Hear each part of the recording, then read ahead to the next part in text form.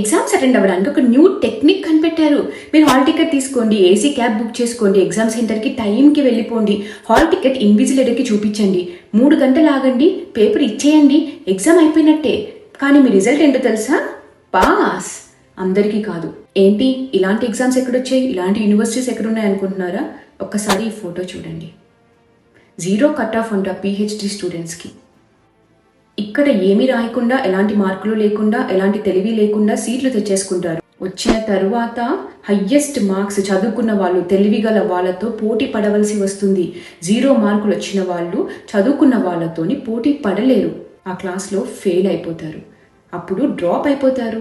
Drop అయిపోయాక రోహిత్ వేముల లాగా మమ్మల్ని డిస్క్రిమినేట్ చేశారు, మాకు మార్కులు వేయట్లేదు, మమ్మల్ని సరిగా చూడట్లేదు, మాకు చదువు చెప్పట్లేదు, అందుకే మేము ఫెయిల్ అయిపోతున్నాము అని చెప్పి గగ్గోలు పెడతారు. ఏపీలో అరాకొర మార్కులు వచ్చి రాని వాళ్ళు కాస్త